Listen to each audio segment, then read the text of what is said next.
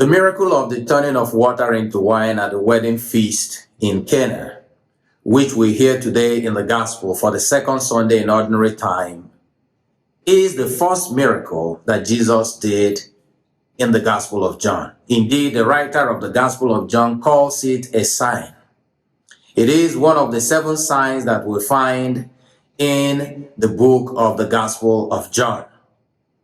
The book of the Gospel of John is divided into 2. The first part is called the Book of Signs, and the second part is called the Book of Glory.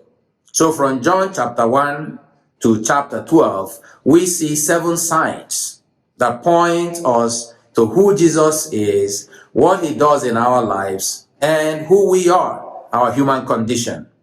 So we must look at the miracle of the turning of water into wine as a sign that points to something deeper.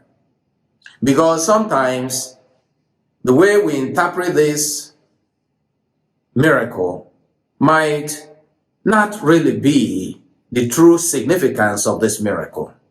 I remember as a seminarian, I lived at the home of an alcoholic. In one of his sober moments, my host said to me, "Seminarian Stan,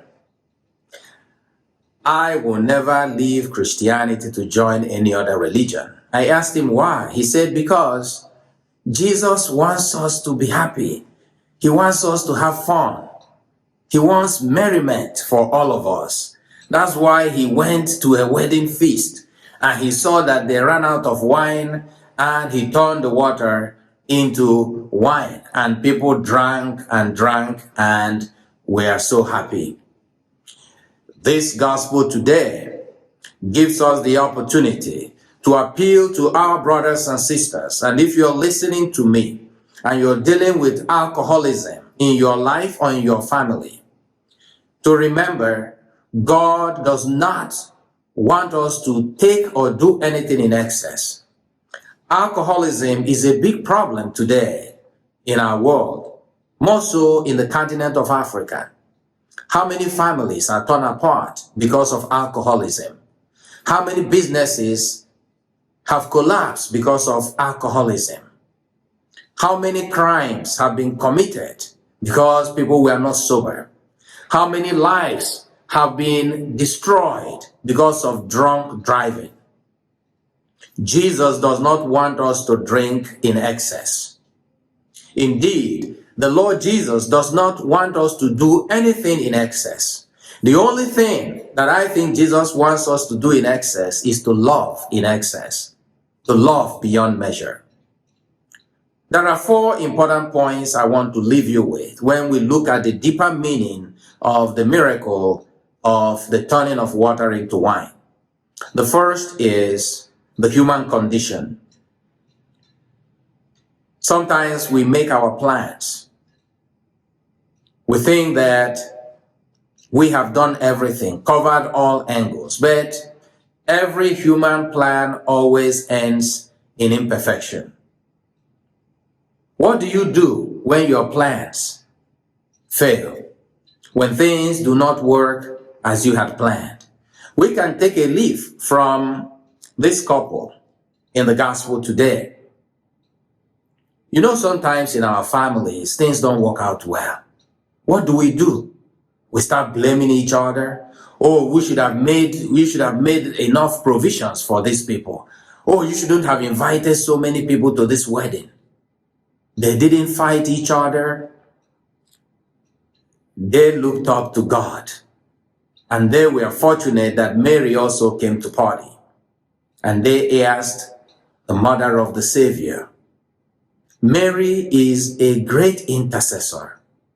In those moments when things are not working well, fall on your knees, pray to God, say your rosary, ask the Blessed Mother to intercede for you before her Son. And we see in the gospel, upon her intercession, the first miracle in the Gospel of John was performed. She says, "Do whatever he tells you." She invites us because in her was the perfection of God's plan, the fulfillment of God's plan. So she can help us and intercede for us So that in those moments when we meet with obstacles, to remember that God can reverse our condition. Isn't that what Mary said in the Magnificat? God will lift up the poor.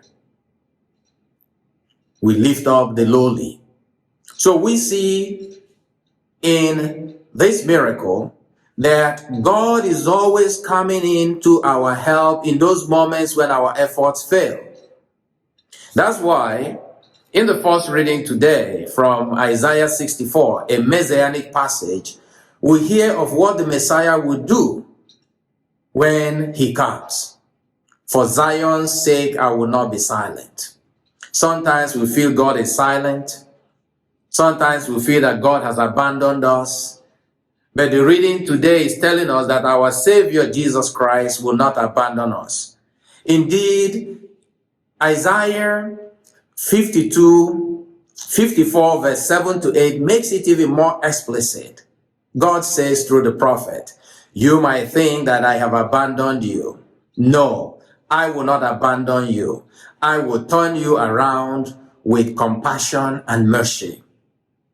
So God is often the God of the last moment. God is always stepping into our human condition to turn things around. May you witness that turnaround in your own life. And in those moments when things do not work out well, do not lose hope. Do not turn against each other. Do not turn against yourself. Do not blame yourself, but look up to God. There is also a third and deeper meaning to the miracle of the turning of water into wine. It is about what Jesus comes to do in our lives. We are told that there were 6 jars of water. They represent the 6 days of creation.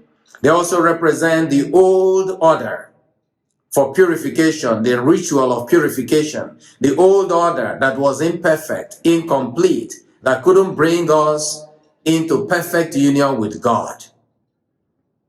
Now, this water is turned into wine. And we are told that each jar contained 30 gallons of water.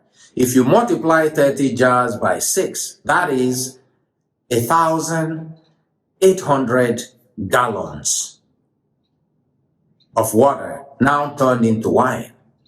There's no way the guests could have finished that. And that's why we hear in the gospel that they had enough.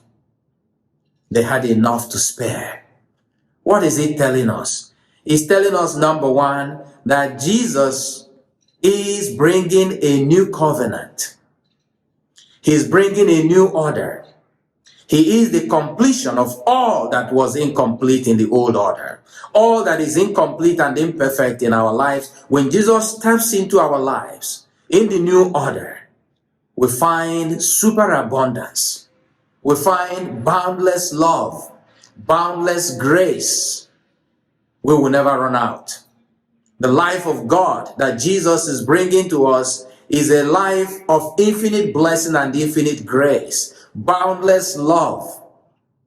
But also the gospel tells us that that wine tasted better than any wine that they had drank before. Again, the new covenant that Jesus is bringing, the new order, is not like any other thing that ever happened in human history. Life with Jesus is that way. Boundless love. Life with Jesus is that way. Perfect love. So when we follow Jesus, we will never run out. When we follow Jesus, we will never run dry. When we follow Jesus, He will perfect everything in our lives. And the final message is of the celebration, the feast. Where was Jesus found? Jesus was found at a party.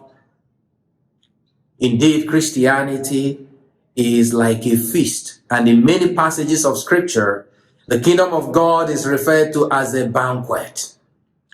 The creation, the new creation that Jesus comes to bring to us, is a celebration of God's boundless love. Let us pray, brothers and sisters, that each and every one of us will enter into this new life. the life of God with faith, with trust, and with hope. Our life as Christians is a life of feasting. And that feast is the boundlessness of God's love, the perfection of God's love, and the fulfillment and completion of all our human desires, which in the past was unfulfilled, incomplete, but in the new dispensation will never run dry. It is the wine of divine blood that was shed on the cross, that flows from the side of Jesus, that is celebrated every day at Mass. May you find this beauty, this new life, and this infinite love through Christ our Lord. Amen.